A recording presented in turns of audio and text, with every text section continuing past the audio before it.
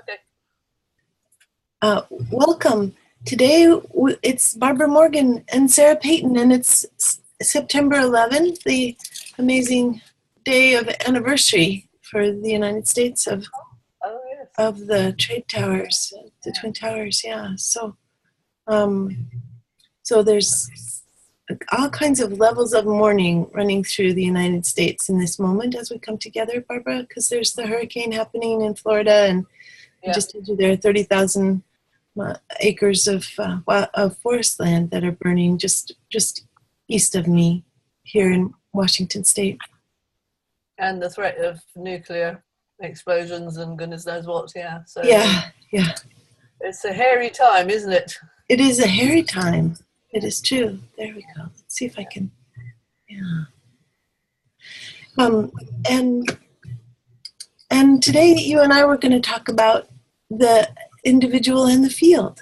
Yeah, I mean, it seems a really appropriate time somehow, you know, to talk about community and when are we individuals and how are we individuals and when are we not individuals. And I mean, my starting point for this was thinking about what some people have written about being a representative. Because there's a lot of discussion in some of my trainings and workshops about de-rolling, and I don't go along with de-rolling because for me, when you're in the field, you're a part of the field. So to de-roll means somehow you're an individual and you're not just part of the field, the overall field. So I don't understand that need, and you know, there are people with lots of experience who do it. I mean, Albrecht has always insisted on people de-rolling.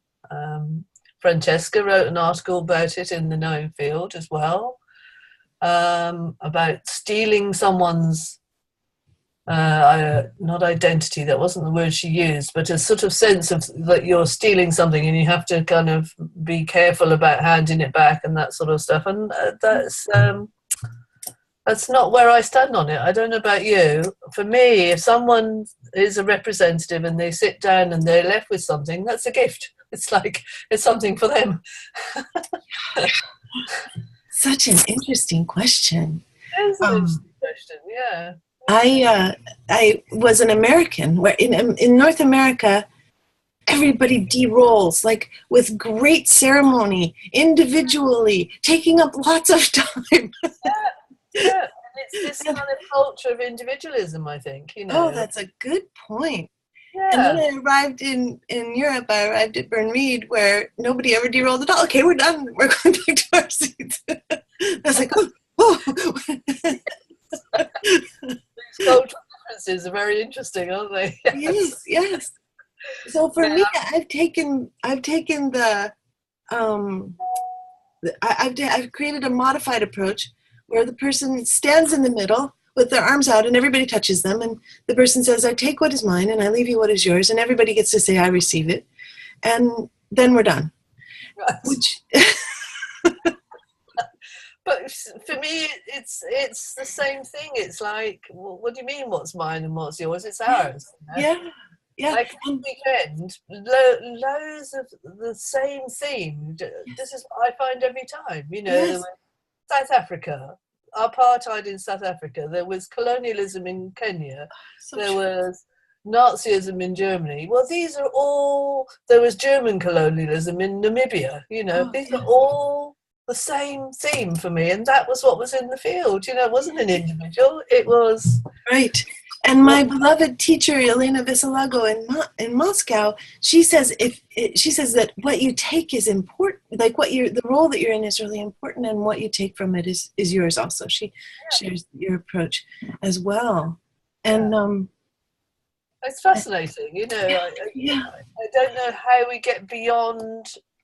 Because I think the trouble is the deeper the issue, the deeper the cultural assumptions about it, the harder it is to shift it. Because it's like somehow people fall back on their familiar Oh, right. Oh, okay. Now I'm comfortable because I've de-rolled and I'm back. I'm Barbara Morgan again. Well, I think I came home from Europe and tried it out. Like, okay, we'll do it without de-rolling. And then there was chaos.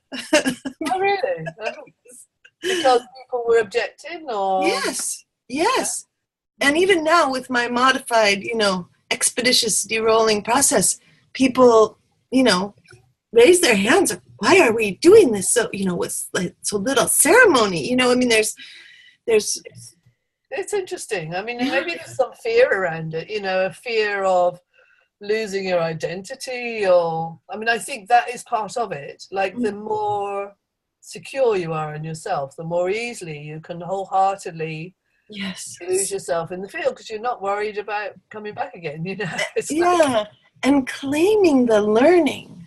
I mean, this is one of the things that I find so compelling about constellation work. And as I tell my students now, I routinely experience more shifts and deeper experiences of transformation as a representative now. yes, exactly. Yeah, rather than as the seeker, rather than as the client. And Yeah. this is what I constantly say to people, and I think you can't be a constellations facilitator and talk about the field and advocate the field and then have a two-tier price structure where you say, oh, you can come do your own constellation, you pay this much, and if you come as a representative, you pay less. Why? Yes. You Yeah. get more sometimes from being a representative. Yeah. So true. Yeah, So it's true. really interesting that, so it sounds like we're in agreement at least. Yes, we're in agreement, although I do a two-tiered price structure as well, sometimes. Yeah, not all the times.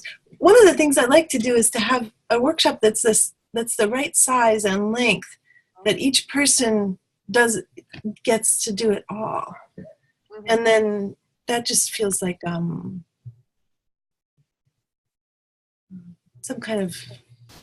there's some kind of ease in that for me, where there's I'm not holding painful explosions of dissatisfaction with fate. Well, I guess I set out saying that to people, Yeah. so it means that some people don't come, like a Yeah. guy rang a couple of days ago and said, oh, I've done a couple of workshops and I didn't get to have my turn, and so I'd like to come to yours. And I said, no guarantee that you'll get your turn at mine either. Right. Yes. If you're ready, then you're part of the field, and I'm sure we will be able to do it, Yeah. But that's another aspect for me. It's like, when I was doing the camp, not this year, but last year, Constellations Camp, there was a woman who was very eager to do a constellation at the beginning of the camp. And I just intuitively felt, she's too eager. Ah. So I didn't choose her. Then she got really angry with me. She told me this afterwards, of course. I didn't know she was angry with me. And she withdrew. Not physically. Well, she didn't think she withdrew physically. She withdrew emotionally. But, for 2 days, I literally didn't see her in the group. Wow. I didn't see her at all. I thought she'd gone off in a huff. And then on the next day, she did some inner processing and let go of her anger. She just raised her hand and I saw her immediately. Yeah. But it was a really good example of what we do when we get into, I must, I'm the individual here and I must have what's mine. Yes. And I just miss so much of all these gifts that are lying around all the time. Because if you disappear like that, then you don't get chosen to be a representative either. And that's the other thing I try to get across to people. If you're anxious about doing your own work, you'll disappear, you'll shrink, and you won't be seen. And then nobody's going to choose you to represent. Right. So you kind of lose out in all ways, actually, because you're not as present. So it's a fascinating process, huh? Yes, it's fascinating, and it in this moment it's sort of my mind is ping-ponging between what it's like to be the facilitator for a seeker, just kind of focused on whatever's being invited to be played out, and how it is as a facilitator to know one's community enough that you know when somebody has gotten a plum role in the context of their larger journey, and how much sweetness there is in the wondering, will they notice that this is exactly or will it pass them by? Yes. Will they be in it, and will they go, oh my God, or will they be in it and say, okay, well, that was that. Yes. Yeah. Yeah. I was remembering Dan van Kebenhout. I don't know if you've worked with him. I've not worked with him, but I've read his works and heard about him. He has an interesting approach. He gets people to write to him with what their issue is, and then he prays. Oh. And what he prays for is to choose people who will give the most to the group, as well as, you know. Yeah, I thought that was rather lovely. It's a sort of way of evoking the most needed themes for the whole group. So even though, same thing, if they even know there's one person sitting here, everyone is really going to gain. I mean, they will anyway, but I guess if you do it in that way, you're sort of, whether or not you're religious, I don't think is the relevant thing. It's more guidance. Yes, I'm putting this out for guidance about, okay, which themes are most apposite here in this context, you know. And I mean, I don't do that, but the themes do come. Yes. You know, they come unbidden. I mean, I had no idea I was going to be working with the themes of colonialism and Nazism and all the rest of it. You know, I mean, I might get one or two, but like over half the group was bringing something along that theme. Wow. Yeah. And do you, when you look at fields, do you kind of take into account the nature outside? Like if an airplane goes over, do you kind of look at that aspect? That's a beautiful question, especially given that I spent the last week doing constellations in the middle of the forest fire. Oh, wow. Gosh. There was, and also interesting because nobody threatened to leave, which is something that can happen, you know, when people get worried about their health. I mean, that we were in this third most dangerous, I mean, we were all looking at it. We could see that our retreat center was in the third most dangerous smoke zone. You know, you weren't supposed to basically go outside, or you weren't supposed to, you know, if you went outside, you're supposed to move really slowly so that you weren't taking in a lot of particles, no exercising, that sort of thing. And so, and there was a strong sense of mourning about the forest that felt like it was permeating the work that we were doing. And deep, deep work with the earth. Yeah, the destruction, I guess, isn't it? Yeah, destruction and love. This subject of conversation brings up an exercise that I do to help people begin to notice the difference between what they need to be carrying for themselves and burdens that they have taken on that are too big for any human. Yeah. Which is an interesting part of the release exploration. I actually have, when I'm teaching people to do constellations, I actually have them practice a global release where they work in dyads, and one of the people chooses something that they know that causes them sleepless nights, that they, you know, worry about the world. And then the other person steps into the representation of being that group. So if someone's mourning for the forest and the earth, then their dyad partner steps into being the forest and the earth. And the person who's doing the release says, I, on behalf of the earth and the trees and the roots of the trees and the moss and the tiny animals that are living in the 2 feet of needles that are on the forest floor, we take what is ours and we leave you only what is yours. Lovely. Yeah, Yeah, and people, you know, weep. They do this work and they weep. They're You have to surprised by, have you know. resonance with your exercise and vows and loyalty. You know, to feel that Yes, there's yes, something similar exactly. about it, isn't it? Being in. Yeah, and certainly if people can't allow themselves to be released from carrying more than is their share, it's a very clear sign that they're carrying a vow. Yeah. May be interesting to release. So that's something that I think about in this context when we're talking about releases. Is I love what you're saying about that we are all in the field. Yeah. And I also love this idea that we don't need to carry more than is humanly possible. Yeah. Yes, I think there's a difference, isn't there, between kind of being in and part of the field and being burdened by what's going on in the field. Yes. And I can feel that when I listen to too much news, or you know, and I have a lot of friends in the US and in Canada and this sort of thing, and I'm right in there in the field, and then I start to feel the overwhelm of it, and I have to kind of sit back a bit, you know. So I guess that's what you're talking about. Yeah. To kind of be there, because I think it's important to also be in it with everybody. That's the community, isn't it? Yes. And then to somehow find the balance between sitting back a bit so that it's not quite so inside you and actually being in it. And that's what you're talking about with these big natural issues, isn't it? Yeah. And how do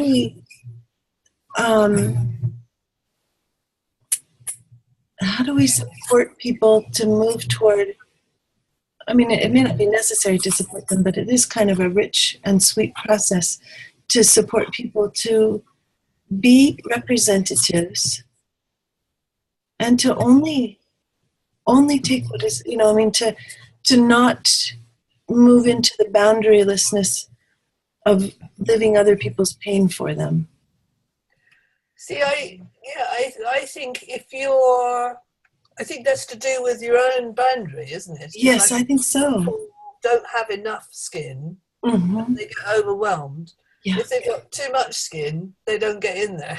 Right. So yes. If you have, you know, some skin, but not too much or too little, then they can happily go in and happily come out again. Yes. I think that's what we're working with. It's that how permeable is your boundary. Yeah. If you've got a reasonable boundary and you're reasonably contained, you can happily go in. You don't have to worry about it. But if you're not, you know, if you're not protected in that way, you're too exposed, then you do get overwhelmed, I think. Yeah. And if you have a nervous system contract to take stuff on, you know, how can it's sort of there's a kind of a liberation, I think. So there's something in the brain that influences that? Yes, very early patterns of attachment influence that. Right. Because if the child in the dyad is being utilized for ballast and balance by the mother, then that's what the child is used to doing with their nervous system, is trying to take care of everything. So that's the mother that's looking to the child to meet their needs, you mean? Mm-hmm. Yeah. I mean, that's a painful attachment, isn't it? Yes, and it one of the, I don't know if you and I have talked about this before, but Beatrice Beebe is the researcher that I love so much on mother-child, mother-infant facial expressions. How do you spell her surname? Her name is Beebe. And she writes about all different kinds of attachment, you know, secure attachment, avoidant attachment, ambivalent attachment, and disorganized attachment. And because I came from disorganized attachment myself, and I have clear memories of being a disorganizedly attached mama to my baby, it's torture to read. I'm sure. I read about a paragraph a month of Beatrice Beebe. Yes. Okay, well, I will read it because yes, it's my book, you know. So that's right. Well, you could, if you want to, you can. I took 4 years trying to digest and promising people that I would do a teleseminar on disorganized attachment. Mhm. And then I finally pulled it together in January. It took me 4 years. Brilliant. So if you want a compressed, Yes, please. yeah, then just remind me and I'll send you the access after. I'll quote you then in my book, if I may. Of course. That's lovely. Wonderful. But what she's bringing out so vividly is that we are rhythmic beings. Yeah. And that it's sort of like the Goldilocks story, that when attachment is like too hard, when there's not enough rhythmic interplay, then it's avoidant attachment. Yeah. If there's too much rhythmic interplay, if the mother and the baby are exactly matched all the time, that's ambivalent attachment. Yeah.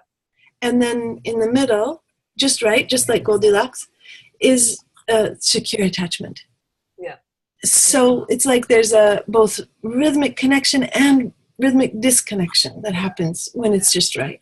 Like healthy contact, isn't it? Yeah, yeah. So the folks I think who get really taken over in constellation work are the folks who have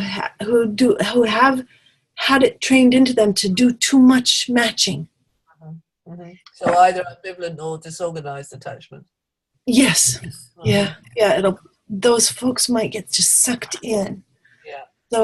So the habit of de-rolling supports in particular, I think, those folks to begin to feel their own existence. Mm-hmm. It's kind of sweet. Yeah. Yeah. I mean, I guess it's how to highlight who those people are, recognize who those people are. Yeah. And I know that there are a couple of people who are on my last training who, I have this thing of opening your eyes when you're representative. No, closing your eyes initially so you can go inside and check how you're doing, and then opening your eyes. Yeah. So that's that two-way process of the baby in attachment. Yeah. I'll come forward again. But some people close their eyes all the time. Oh. They're so in their own process, they're overwhelmed. And some people never close their eyes.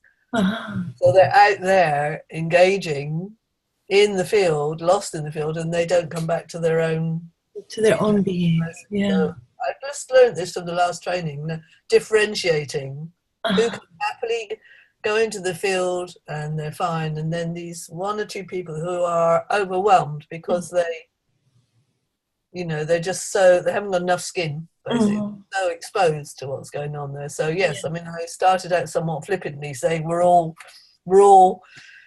part of the field, which is true, but yes, we do have to take care of some of those early attachment issues, don't we? Yeah. Or we can blithely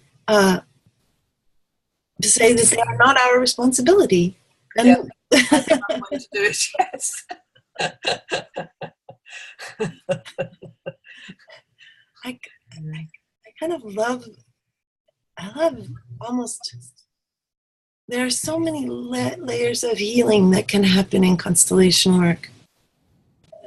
It feels really rich to me to think about many of them at once. Mm-hmm. Mm-hmm. Yeah. The field way. Yeah, so I enjoy wondering about everybody. Yeah. So where do you do your trainings? Lately, I will be in Poland next week, doing a training in a wonderful yoga vegan health center outside of Warsaw. Oh, nice. I like Warsaw. Yes. Nice town. They rely heavily on root vegetables. It is the most root. Well, that's good. Good roots, solid roots. Yes. It's the most root vegetable centric Ayurvedic cooking that I have ever experienced. Quite delicious. Uncomfortable digestively, but there you are. Quite delicious, but it makes me giggle. To have Ayurvedic parsnips makes me giggle. So I should be up the road in Romania. So oh, there we go. yeah, We'll be in Eastern Europe together. yeah. I think there's a lot in Eastern Europe. I mean, a lot that they are going through and experiencing, but also they have a lot to offer, you know. Yes. And I've learned so much from Romania. I mean, Poland, I only went many years ago to see Bert Hellinger, and that was completely fascinating. I remember that, talking of fields, where the first 5 people who came up to do a constellation with him, he turned away. Oh. Quite harshly. A lot of people were criticizing him, and we went for lunch, and several of us, about 9 or 10 people who I didn't know that well, I just was with Barbara Stones, and we suddenly noticed that everybody was being really snappy and aggressive with each other.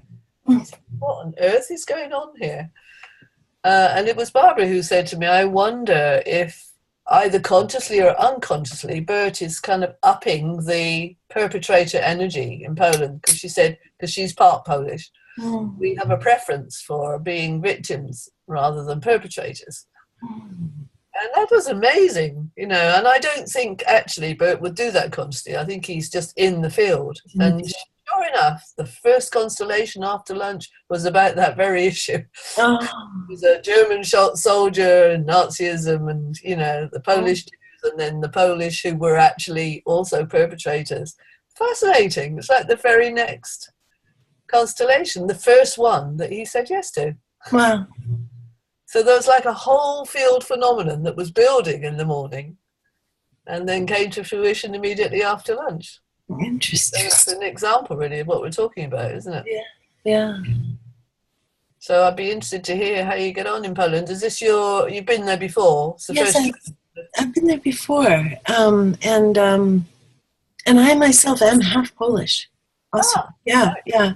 So when I went the first time, I got to do a city tour of Warsaw with a special emphasis on the Jewish experience of World War II. My people were Catholic, so my people were the people that obliterated almost 100% of the Jewish population over the course of those years. So, you know, some of it was certainly brought about by the Nazis, but quite a lot of it was brought about on an individual level, farmer by farmer, businessman by businessman. And do you get those issues coming up in the workshops? Are people open to looking at them? It was an all European workshop last time, so only half of my participants were Polish. And I kept wondering, I do it by lottery. I do the choosing of who goes by lottery. And it was very distressing. They had folded their papers differently. And their papers were at the bottom. Oh, fascinating. It was horrifying. Yeah, yeah. And so I discovered why the Polish people were not coming up in the lottery. Well, that's a field phenomenon in itself. Oh my God. Overrun by the other Europeans in some way. Yes, exactly. Wow. Amazing. God. Yeah. So I look forward to doing more.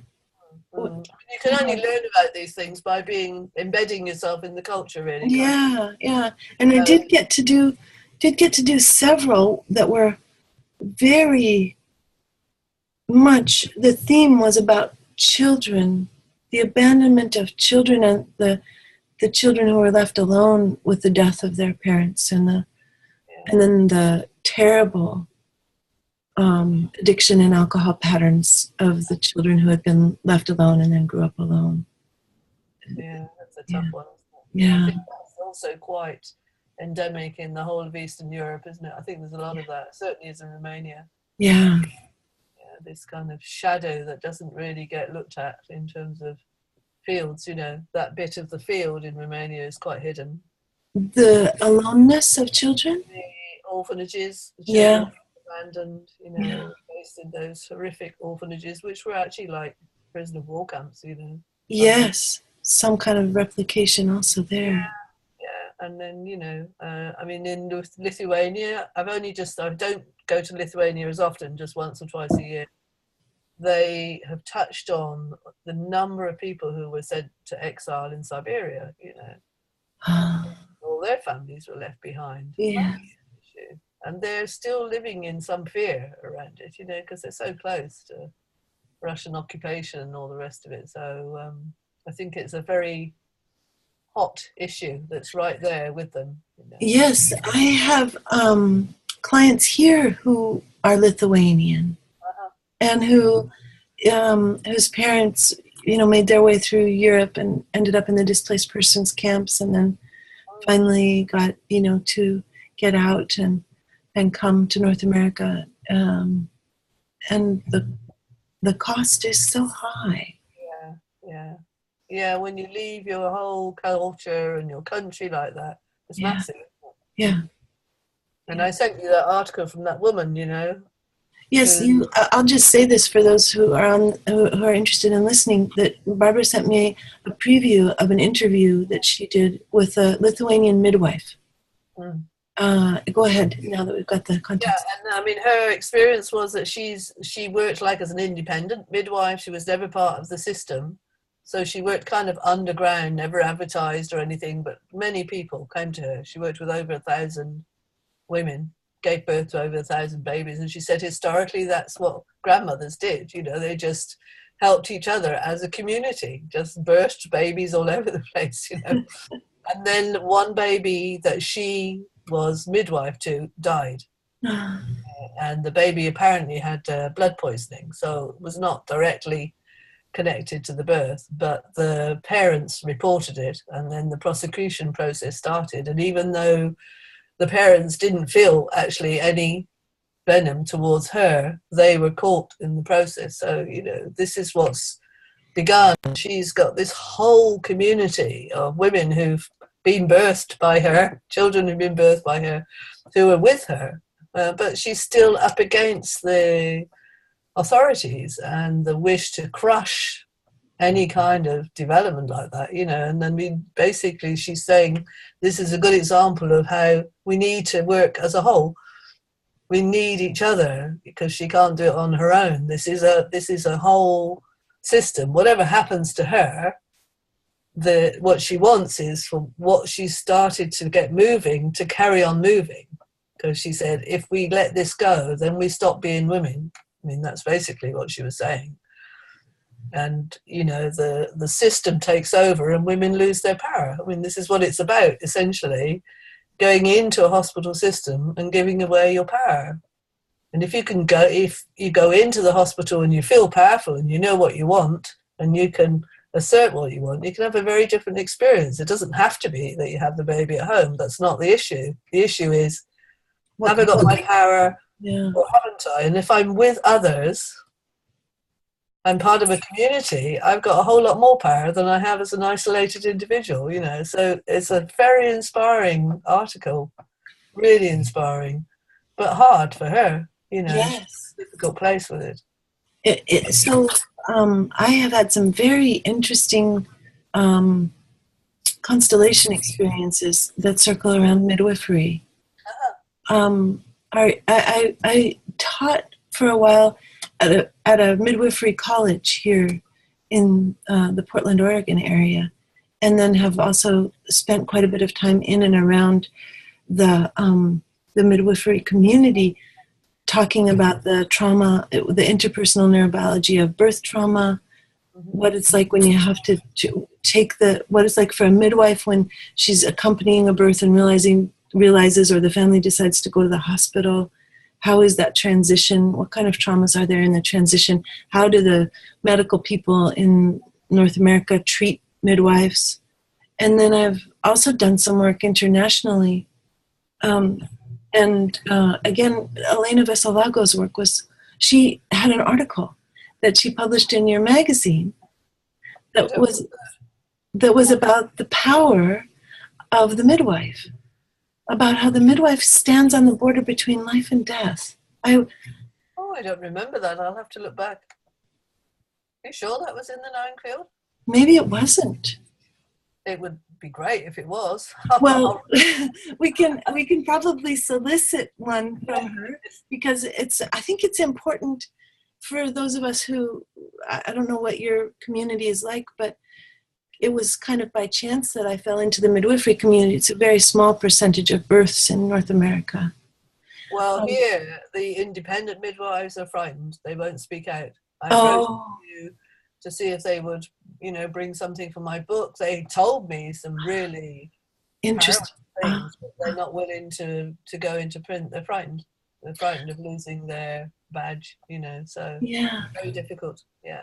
After I was in contact with this material of Elena's,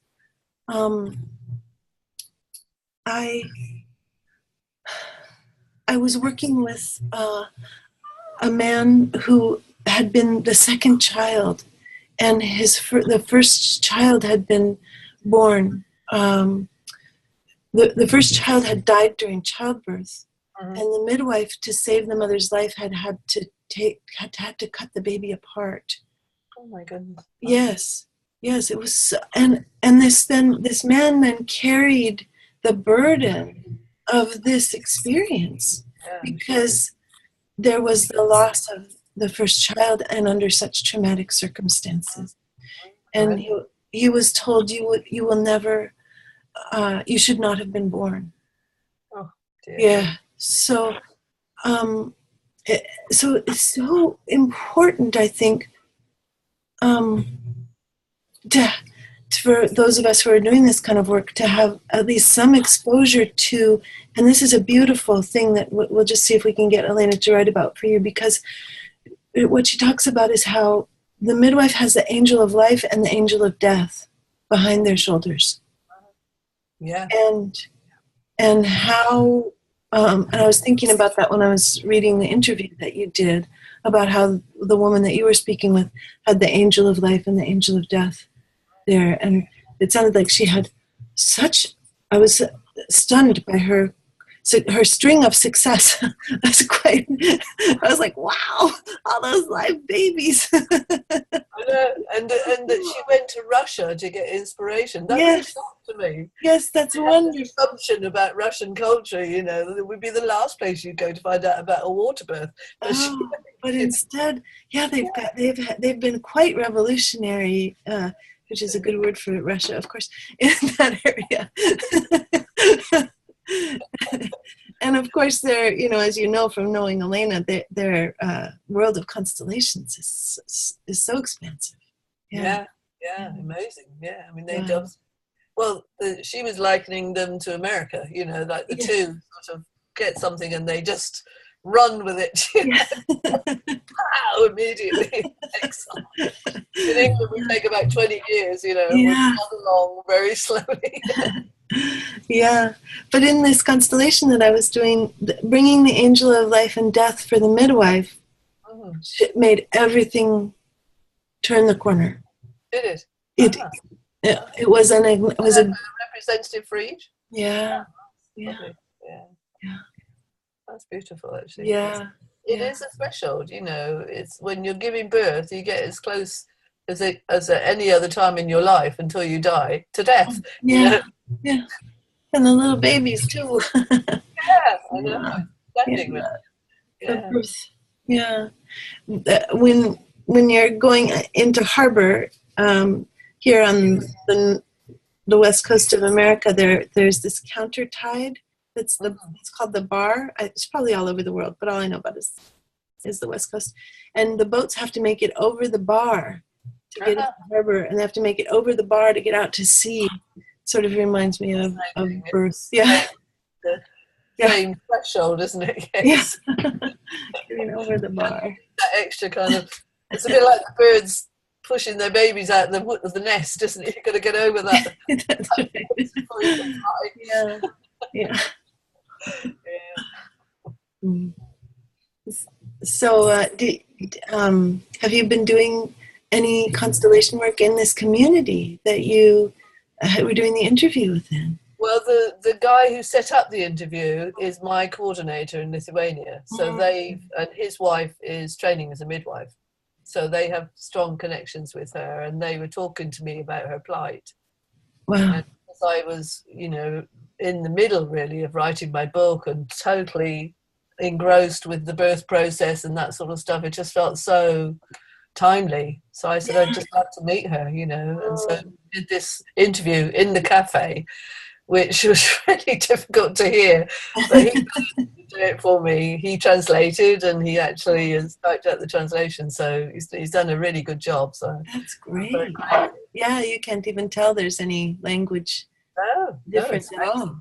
It's obviously got to be edited a bit more, but I've given you just the draft. But yeah, I'm going to put it in my book because I just think it feels really important.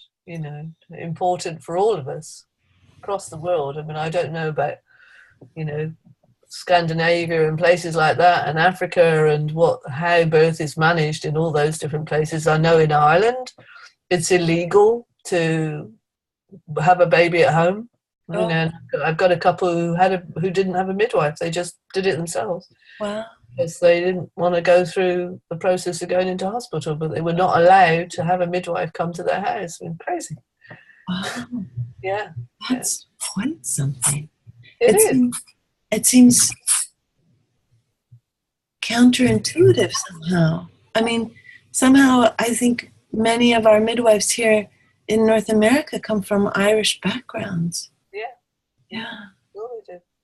And is it what's the system in America? Can you have home births or not? You can, and the midwives are licensed, and if they have a death or a traumatic birth, they are often prosecuted. Are they? Right. So it is still a very dicey. Yeah, when it fills the whole system full of fear, it's sealed again. It's like, when a baby is coming into the world and the mother's birthing a baby into the world, the last thing you want is fear around, Yeah. You need an environment that's relaxing and holding and safe and caring. Yeah. But it's almost a spiritual calling for people. Yeah. It was quite beautiful to work. I taught nonviolent communication at the College of Midwifery, and the women were all between 28 and 37. So it was this particular kind of very diverse, but diverse in terms of ethnicity and religious background, but this cohort of young women, lovely, young, beautiful, full of life, devoted, committed, called. It was really an honor. Had they had children themselves? Most of them had children themselves, like 90% probably, or 95%.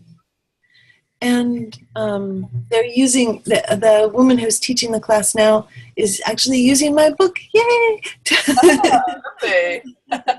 So your book is out and available? Tomorrow. Yes, in the U.S. tomorrow. It's the publication date. Are you going on Amazon? Will it be on Amazon or what? It's on, you can buy it on Amazon or Barnes & Noble. And it comes out in the UK. They'll ship from Norton, UK on the 12th of October. So you can pre-order it on Amazon UK. Yeah, your resonant self. Lovely. Okay, I will look for it and I will buy it. Your resonant self. Your resonant self. Yeah. Great title. Oh, it's getting good reviews, so I'm very surprised and happy. Good. Well, we can have an extract or a review or something in the journal. Would be good. Oh, wonderful. That sounds fun. Do you know someone who would be willing to do a review? I'll think. What a good idea. I'll inquire. Okay. See if anybody's willing. That'd be fun. It'd be fun if it were someone who was very well versed in constellations. Yeah. Right. Yeah. Well, thank you for that invitation. And we're coming right to the end. Is there anything else that you were thinking of saying when we imagined coming together to think about the individual and the field? I think I've said the things that were most up for me. What about you? Oh, I mean, it's a big issue that we could it come back is to. so big. Yeah, we'll come back to it again. I'd love to come back to it again. I think I was just wanting to touch on, I love it that we talked about birth. I Yeah, mean, coming from, conception and birth, coming out of something into a specificity, yeah, and then kind of finding our way from specificity back into universality. yeah, yeah. Not, and that I think is what I most love about constellations, is that it gives us a sense of the vast experience of being human instead of just having to be Sarah Peyton. Yes. I much prefer to have experiences where I get to be the grandfather. Yes, exactly. I mean, it's amazing, really, isn't it? What a gift it all is, you know. When I look back over 20 years of being a representative, I mean, it's just so abundant, and you can't get a greater empathy than that, than being a representative for somebody. Yes, Like, so true. that's about as empathic as you can be, isn't it? That is, yeah, you're really stepping in. Yeah. What a pleasure. I look forward to our next Thank you. Yeah. All right. Okay. Take care, huh? Take care.